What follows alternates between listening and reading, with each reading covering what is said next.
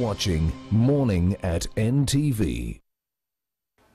Good morning, you're watching Morning at NTV. Getting you started, it's a Friday, so I'm guessing getting you started for the weekend. How are you? If you stayed up all night just watching the age limit ruling, good for you, good for you. Huh? I'm Flavia Tumsime. I'm telling you, you guys are brave. Actually, yesterday I didn't work. We couldn't have NTV tonight because Justice Remi Kasule was still, reading his part, and I thought by the time Justice Winnie finishes, we will be sleeping. So I said, let that go. But good on him. I mean, I got to hear a few people in our newsroom say, okay, it's a test for our judicial system because the public maybe gets to see them actually, working and make a decision on whether they are, right or wrong, or whether they are fair. It shouldn't really be right or wrong, it should be fair. But what stunned me, Ugandans, I said this yesterday, you guys are alarmists. Ugandans, temuliba kakamo at all. Because right after Justice Kenneth Kakuru delivered his ruling, in a space of like 5 minutes, he was the #1 and #2 trending topic on Twitter, and then age limit ruling was #3 till this morning. I'm actually trying to refresh. Either it's my phone or you guys are still making this justice #1 and #2. It's actually #1, #2 age limit, then somewhere in there Justice Remi Kasule. But what Ugandans never to keep calm. But I did see how passionate he was when he got to deliver the last 2-3 sentences of his ruling. He raised his voice, and I even turned and said, okay, must you? But he was very, very passionate about it. Null and void! I said, okay. But the rest, were mellow and quiet. But he seemed very passionate about it. It's almost like he was playing to the public, but that's how he is, I'm told. I'm told that's the kind of justice he is. He's very passionate about what he does. He used to be an environmental lawyer. Is it Greenwatch? So I guess he's very vocal. Yeah, but I liked it. At some point I got tired. I'm not surprised. Why are people surprised? I'm actually not surprised. I think I'm not surprised. I'm 50-50. Really? I would say I'm surprised, and also not surprised at the same time. I'm surprised that I thought there'd be like 2, 3. Maybe that's the surprise. Yeah, but I'm not surprised at all. I thought there was a lot of pressure for the judiciary to just, overturn all these things. Like to say that this age limit, will stay intact. But them lifting it, that judgment is what we didn't expect. Yesterday when I was having the members of parliament discussing it, they were very strong and vocal to say that now it's the time for the judiciary to just prove its authenticity and its credibility and remove age limit. Exactly. Okay. But so for me, I was positive that this would not pass, but for it passing, and then on the other side, the members of parliament, at least that one was declared null and void. Them extending their tenure to 7 years. It was a hole. They dug it, they fell into it. And they fell into it really nicely. So I think 2 or 3 justices actually referred to it as selfish, and I'm like, yeah, that was quite selfish. It is, it is, because what they are saying is, if you want to extend your term in office, go back to the people who put you in that office. First ask them, what do they think? If they approve it, well and good, you can move ahead and, pass it. If they don't, then let it stay at what, because the contract that was there between us and the people we elected during the elections in 2016 was 5 years. We gave them 5 years. So how can they just go behind our Even back that's a lot. and extend that? 5 years is a lot. If I wish we could give them 1 year review, then add, you listen. If there was a system where every citizen in your constituency had to sign, when you're leaving a school, when you're going for, maybe you're sick or you need to go home for a few days, there's a chain of people who sign a note to allow you to walk out of that school. Now, if only our members of parliament and our leaders, we had to sign, all your members of the constituency had to sign for you to actually, do your work or review you in some form of way of accountability. Leaders would wake up. Yeah, exactly. They would wake up. Did your MP consult you on age limit? No. Exactly. You're the citizens Justice Kakuru was talking about who have a phone in their pocket to ride by, is it motorbikes? You're the citizens who were not consulted. But they said they did. There's anyone who was consulted. They said they did. They said they consulted by telling you to go to this stadium. We're going there at 5 p.m. to consult with you. So if you did not show up at that area where they all gathered to be consulted, it was your fault. No, but I am not at all surprised.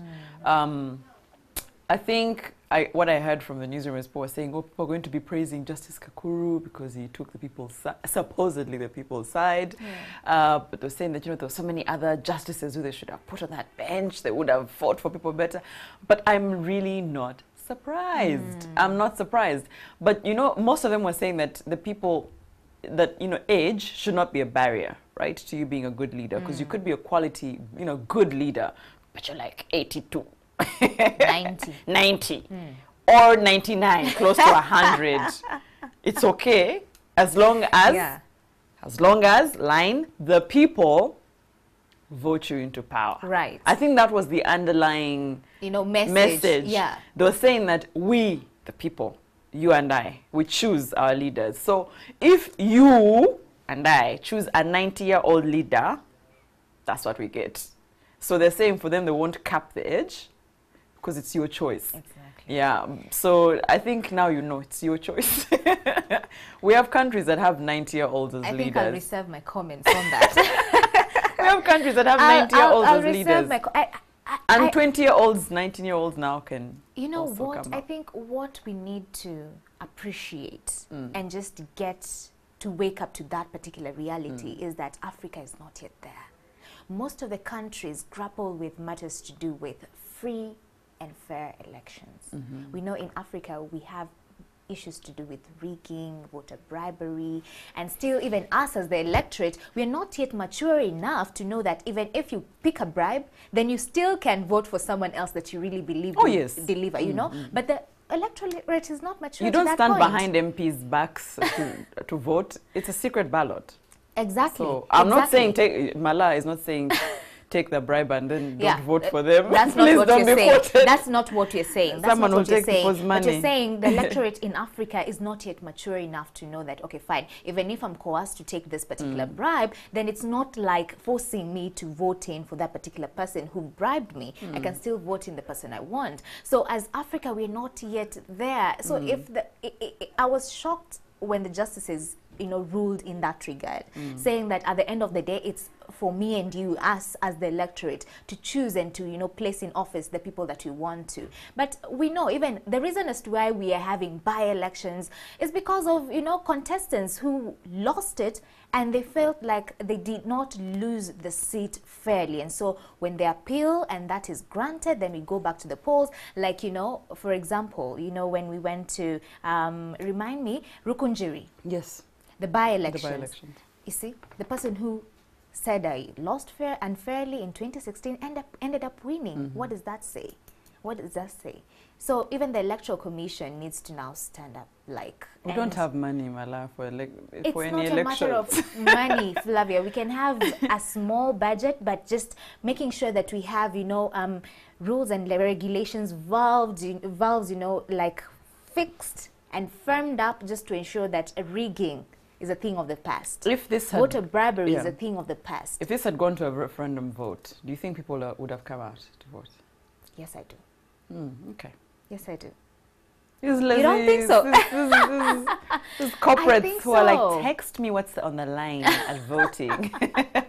I think people would turn out, Flavia. Yeah? Yeah. Based on what we've seen, especially us who sit here as journalists, the views from the ground, from the citizens of Uganda, people are saying that if this was a referendum, they would know. Yes. Okay. Yes. I think the next elections make enough noise. I think if you know, I've always said if you have issues with the top job, which is president, there's a whole bunch of MPs, the members of parliament. You vote for them. Right. If we cleaned up house, especially on MPs, if we decided on only, you know, good crop, which is also hard to see because, you know, when they're looking for votes, they're all good crop, all of them. Some of you have, I've seen your tweets regretting voting for some of your members of parliament. But for some reason, if we had good crop in the parliament, I think we would have less issues. If you have good leaders at, you know, the level where they can interact with you. That's why people were lining up to vote for the local council. Yeah. Not because, just because voting, because they knew if we have someone we interface with here, it's easier, you know, to account for, you know, what is, you know, the service delivery and so many other things. So even with the MPs, the next elections, I think we are tasked, all of us, to go vote. Everyone to go vote. I mean, I think I dream of that day where everyone who is of, you know, is eligible to vote can actually go and make that decision. So that we make noise knowing we made a decision and then this and this happened. Yeah, and maybe we can start with today when today the 7 new municipalities are going to the polls to elect, you know, the members of parliament and the municipal leaders. Guys, turn out in big numbers because there's power in numbers, like we said the other day. Yes. Turn out in big numbers. Just make your voice heard. And I think what happened yesterday is a clear indication that the power ultimately lies with us, the citizens. Or the justices. There's the U.S. Congress. 28 members were mismatched as suspects. As police suspects, and it's because Amazon has been testing a facial ID. You know, there's a lot of technology around facial ID. I think even on phones, this is iPhones or Samsung, you can actually just look at your phone and if it recognizes you, it opens. If you put makeup, your phone doesn't open. So, or if you normally wear makeup, when you decided for facial recognition, when you wipe it off, the phone says not recognized. So anyways, Amazon has been testing out the facial recognition, and they tested it out. And they used a couple of U.S. Congress members. 28 of them were mismatched as police suspects. Yeah. Are you serious? Wow. So they said, of all things, you're mismatched as police suspects. 28 members. Imagine. Yeah, so now they've told them to go back, do a bit more testing. Such, because this, you know, and I'm glad they did it on U.S. members of Congress, because then maybe they're very sure they did not do anything wrong. Right. But imagine this is what happens when people go into, you know, police looks at a suspect picture and, you know, immediately says, oh, you look like so-and-so, prison. By the time they find out it wasn't you. You've been in prison for over 20 years. Thank you. So at least, you know, they've tested it on people who they can say, oh, maybe it's the machine that's wrong and not the people. Yeah. So I was like, I've seen, especially in the US, they suffer a lot from that, you know, where there's people who are taken in as suspects and they're not, because one old lady said, she looks like, you know, there was a 28-year-old male, black, you know, then they just take you in. So I was shocked. 28 of them. That's a big number, though, for facial recognition to get wrong. It is a big number. It is a big number. It is a big number. But the development that I liked with the phones is the fingerprinting thing, where you can, you know, register the passcode with your fingerprint, such that in case any other person just tries to log into your phone, they can't if it's not your fingerprint. At least the fingerprint, it's clear enough. It's not a matter of having makeup or not. It will still recognize your fingerprint. But I think most people don't want that because, okay, you know, is it banks where you have like your eyesight, your iris, is it iris scan? Yeah. And then you have fingerprints. Like it's like 5 layers of, you know, scans before you get to your money. Those ones, apparently, you must be alive because it must be blood flow. If you're dead, cold, it will not scan your fingerprint. Yeah. So someone was saying that if I'm sleeping, is there blood flow to my finger? I said, yes! So my partner can put my finger like this, you know, on the phone. So fingerprints, people don't really like that. But the facial recognition, I think, because someone was telling me it has issues because they kept doing this to their phone and the phone was saying not recognized. And so for like 15 minutes, you're there stuck trying to tell your phone, it's me, I just wore different lipstick. Please open up. Please open up. So technology is good, but sometimes it can, you know, look at, especially like passwords. Like you know, there's so many things you need passwords for. Apps, phones. Now, if you have more than one phone, if you have, there's mobile banking, there's what. By the time you remember every password, it's a problem. It's a problem. And you know, you're not also advised to have one password across the board. You can't, because then really you're prone to people hacking your stuff. So they advise you to have different passwords. Now imagine you have like 10 apps And 10 also they tell passwords. you after at least 2 months, 3 months, change your password. Imagine. If I didn't remember the other one, how am I supposed to remember one that I change every other time? Something interesting, I'm guessing the president is in South Africa. We'll be playing that for you in a bit. But as speaking of phones, I've always had an issue with dropping my phone. Sometimes you're holding too many things in your hands and it drops. And when I used to be obsessed with Samsungs. I used to think they were God's gift to the world. Yeah. Why? Because they're easy to use. Too bad that I left that. But I used to say, why don't they just create a screen that doesn't break? Because we're clumsy, you can't prevent us from being clumsy. And I know the whole looking for, what is this, a screen protector? Right. That doesn't really help. It also breaks, guys. Yeah. So now they have been testing and they've gotten US certification for the unbreakable but bendable screen. So I don't know how, what do they mean bend? You can literally bend. It's elastic. Yeah, but saying it's flexible. So you can sort of shift the screen how you want to. Oh, yeah, but then also it's unbreakable. that's good. Yeah. I've suffered a lot with phones just cracking the screen. So that would be good. Yeah. So I'm like, is it uncrackable, unbreakable? Those are two different Yes, things. Mala. Yes, yeah. Because we crack our phones. You know, it stays intact, but there's a whole line in the middle of the phone. And it's just terrible to look at. And once it starts cracking, then ultimately it will break. You're done. You're done. So they're saying it will be, the screen is what will be unbreakable. That's good. So I also don't know how that will work. So if the entire phone goes down, the screen stays. Yeah. Is there any unbreakable material that really, as with all the pressure in the world? With the innovations that we're seeing, nothing is impossible. Nothing. I mean, if Nothing you is can impossible. drop your phone in water and you don't have to put it in rice. Some phones, not all. Yeah, Some phones, yeah. not all. So I guess things can happen. So now, the vendors in Owino Market Yes. are coming out to say that they need help from the government to just help them redevelop the market. Have you gone to Owino lately? No. Yeah? No. I But have. they have nice peanut paste. I have. Right there at the entrance, there. Yeah. There's, okay, you're going to tell me there are many entrances. There are many entrances, Yes. Flavia. There's... Don't judge. Let's just go on before I get judged here. Yeah.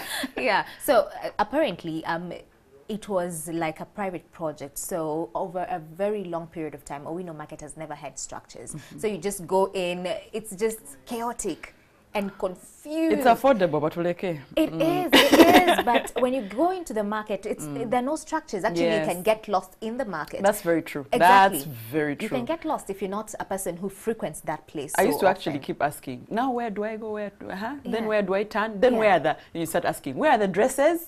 This side. Okay, Atenga Tonzi Jawa. Oh, this side. But you can get everything you can. I think, to be honest, everyone who's gone through like the level of university and then going into being a corporate woman, you have gone through the Owino phase. Owino is the place to be. If you see these campusas dressed in all the nice things, They come from there. By the way, do you Yes. know many boutiques actually sell clothes from Owino Market? at like 3 times the price. Exactly. So what they do is just value add. They Yeah. get the clothes for you, they launder them, Yes, iron yes, them, yes, and yes. then put them in a hanger very nicely. Or put like a belt at I've styled the look. Yes, yes. And actually, many people are earning a living from that. That's so true. apparently, they had started a project 10 years ago to just redevelop the market and just, give it a facelift. But the project never took off because of lack of funding. And so they started, collecting, a few coins here and there from all the, the vendors. Apparently, the target was 12 trillion shillings just to undertake the project. But it's not adding up. They're not in a position to raise 12 trillion shillings. Actually, it's that's a lot. 1.2 trillion shillings, beg your pardon. So what they're saying is, please, government, come out for us, just help us, add up to what we've already saved up, so for us so we can get a facelift of this particular market. That market, apparently, 60% of the vendors there are women. And I'm sure you've noticed that when you go to a Owino Market, then the majority are women. And these are women who just go out to make sure that they earn a decent living and, just to help their families, help their children, help them, get to school and all these other things. I mean, the woman is the foundation of the family. Definitely. Especially most of these women are actually single mothers. Either they had husbands, they lost their husbands, and divorce is at a high rate right now. So they're saying if only that market is redeveloped and there's a facelift to that market, then even more people will be encouraged to go in. Because right now when you go to a window market, you're even afraid that, you know what, you can be pickpocketed. There's security issues right there just because of lack of structures. So if But this do is they done, want they structure? say that they want structure? They want structure, and that's why all of them were saving up towards the project. Because, you know, with structure, it will mean there'll be less in the market. No. There's some who actually don't have space. You've been to window, so you know there are people who just walk through like you and I going to shop, but they're selling something. Yeah. Now, with structures, that means only the people who actually have real demarcated space. Who were registered there initially. Yeah, Yes. because, you know, even those actually pay something. From what I found out, that even the ones who are walking through with like a bunch of shoes on their shoulders are paying something. They are. But with structures, they wouldn't be there. You understand? But at least They it will wouldn't help be there. out. It will help Yeah. out, because you see with structures now you will know where, if you want curtains, that's the corner. Yes. If you want You don't have to dresses, keep asking. that's exactly. And also the crowding issue will be sorted out, because right now, like I said, when you go to a window market, I told you the other day, when I go to such places, I put my money in the socks. Yeah. Because of pickpockets. So now with structures, now it will be easier. Yeah. Yeah. Because now it's crowded. I know. When our ladies used to say that she said campus girls, they come because they're so pretty and they've done their nails. Then you know how, you know, we know it's for dive. Yes. Dig in and get Dive what you want. and find what you want. And the girls are saying, do you have anything in blue? And the woman said, Laba, no. Yeah. And it says, you keep standing. Tunaraba. And meanwhile, people, she's like, I can't fight with people. I say, yeah, it's okay. Yeah. You don't fight with people. You won't get what you want. But then no one will help you out there. It's you for yourself. Yes, so we do have the 10th BRICS Summit. The theme is collaboration for inclusive growth and shared prosperity in the fourth industrial revolution. And President Museveni actually did arrive in Johannesburg for this summit. We do have pictures.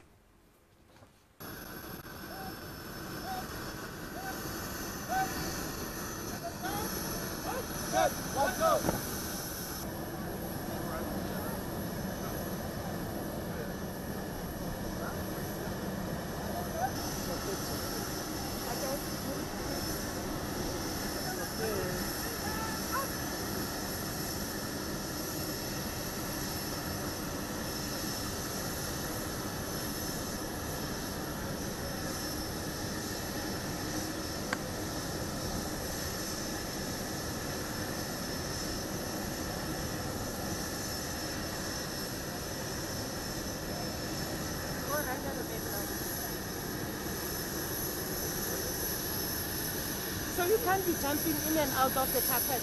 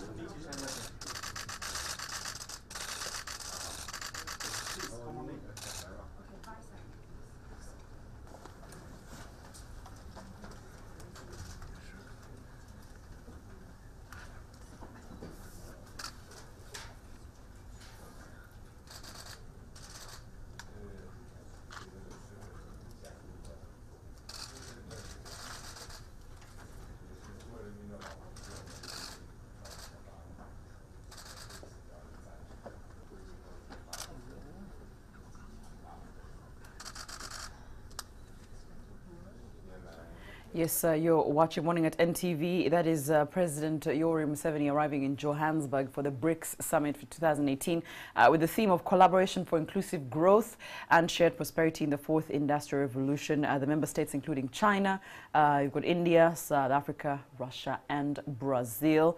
And of course, he wasn't alone. We did have the First Lady as well, and also the Minister for Foreign Affairs, and that is Sam Kutesa, the delegation there. A couple of these member states discussing a few things. I know for India, the Prime Minister Narendra Modi's focus was on global terrorism and a few other discussions. Most of them are saying that there should be an establishment of a working group on peacekeeping, and especially when it comes to health, maybe a vaccine research center for BRICS vaccine innovation and development partners, some research, especially in this. They also want to leverage the economies of these different countries, see what they can learn from each other, and so much more. So they're also saying open the world economy, let it benefit all nations. So that is the BRICS summit that is in Johannesburg, as our very own president actually arrived in Johannesburg for that. So good stuff.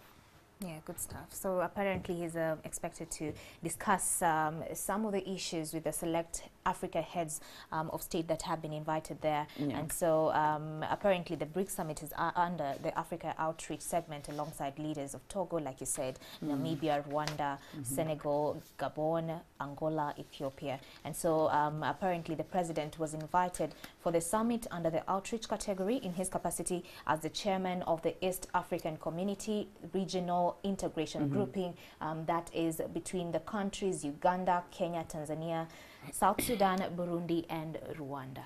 Okay. So South Africa is the chair this year for the 10th summit, and they will stay chair until the end of this year, December 31st, and then it will move on to the Republic of Brazil.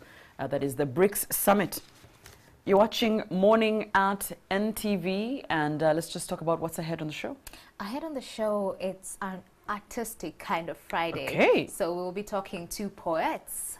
Oh. Yes, poets in Uganda who are making a living out of just that. Ooh, their that talent. I want to hear. That so I would like to hear. It will be exciting. I will try and teach myself if I can be in a position to even, scribble a sentence that makes sense in poetry. Because poetry is another whole ball game. I have issues with some poets. They say things and you're like, should I be clapping or not? The sun that shines all over the world comes to your eyes. Then they keep quiet and people are like, oh my God, brilliance, brilliance. And I'm like, where's the content there? I have no depth in my life. I didn't understand that. I think some poetry is for people who, because I excelled at English and literature in school. Yeah, I will blow the trumpet for myself. I excelled. But Aki, some poetry, I'm like, shallow. I'm like, I have failed. I am dumb when it comes to this one. But I guess there's sometimes a saying that you see beyond the statements. If he says the sun, he means your eyes that are bright, that are looking right at me and saying, wow. Then he stops there and you're like, And then, meanwhile, they run around you. I'm one of those people, like, when in football, they score a goal or something happens and you're like, yeah. So even in some poetry, I'm like that. But I used to attend, they used to have spoken word or poetry sessions. They used to be such a big deal some few years back. And there was Quivuga that used to happen, I think, every once a month or twice a month. And there are crowds of millennials, young people. Yeah. So, but then poetry or spoken word is not just for us young people. It used to be, our great-grandfathers, our grandfathers. Storytelling was always there. Yeah. And you used to be told about Akamiwa, Wanechi, those things, You sit around the fire. Wakaima, Wango. Those are the stories you used to get told. And then some, of course, it evolves, beyond that. Yeah. Andrew Chamagara, we have you. I don't know if that's your talent or you have another talent in storytelling. I don't know, Flavia, maybe you actually went to school, they used to emphasize this to go. But for us, we went to schools of, Abantu Bawansi, and all we had was old Chief Kakande, was born on Monday, went to school on, that is the kind of conversation we had. And we thought it was more like a poetry, but it was more just like, I think it was just vibe to keep us like, you should be a well-organized person throughout the week. But for me, I've seen a couple of them. There is what they call the Seven Lanterns. They're in Kampala there. And I've always attended their kind of symposiums or talks or poem nights. And yes, it's another way to deliver and relay information in a much more profound way. But that is a story for another day. Today, I'm in Bujiri, and where I'm in Naluwerere. Time check, it's actually 7:27. And just getting materials here for elections. And today we're going to be talking to my people, Abantu Bawansi. They're going to tell me what do they expect in this election, what is the vibe like, what is the energy around. This is the conversation we're having in a bit. Well, thank you so much, Andrew Chamagoro. It's a jam-packed show as well. Season 2 of Battle for Cash, the investment group show is back. And of course, there'll be details on that later on in Take Note. For now, we'll take a short break. You're watching Morning at NTV.